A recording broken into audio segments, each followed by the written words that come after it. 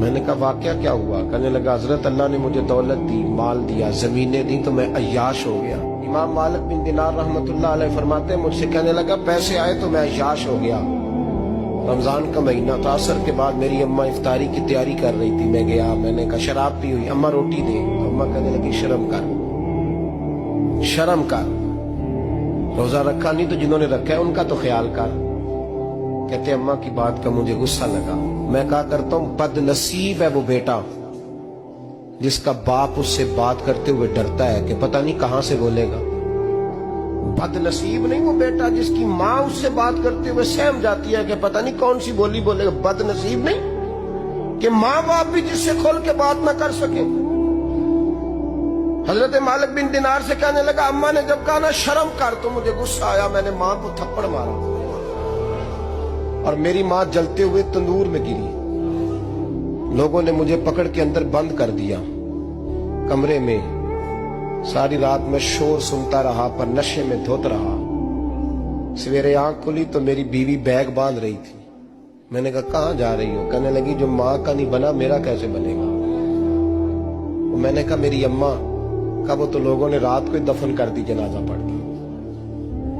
تڑپ کے کہنے لگا مجھے کیوں نہیں بتایا؟ تو کہتے ہیں لوگ کہنے لگے تیری مرتی ہوئی ماں کہہ گئی تھی اسے میرا منہ نہ دیکھنے دینا، میرے جنازے کے قریب نہ آئے۔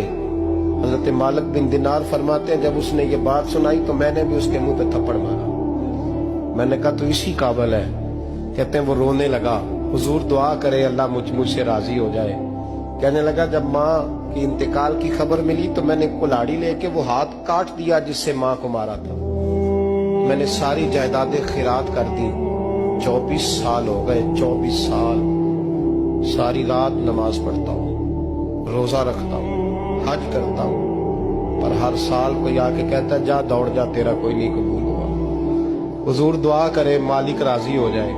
فرماتے میں تھپڑ مار کے آ گیا، میں نے کہا تجھ سے راضی ہو جائے اتنے ظالم سے؟ امام مالک فرماتے رات کو آ کے سویا تو مجھے خواب میں رسول پاک کا دیدار ہوا تو نبی پاک علیہ السلام نے فرمایا مالک تو اسے مایوس کیوں کر آیا ہے؟ اللہ تو بڑا مہربان ہے۔ کہا حضور ماں کے نافرمان کو معافی کیسے ملے گی؟ تو امام مالک فرمانے لگے نبی کریم نے فرمایا جا اسے جا کے بتا دے تجھے قیامت میں تیری ماں کی وجہ سے بخش دیا جائے گا۔ کہا حضور اماں کی وجہ سے کس طرح؟ تو محبوب فرمانے لگے اس کی ماں قیامت میں اس کے خلاف مقدمہ دائر کرے گی رب کریم کی عدالت میں، اے اللہ میں نے 9 ماہ پیٹ میں رکھا، درد سہ کے اسے جنا، جگر کا خون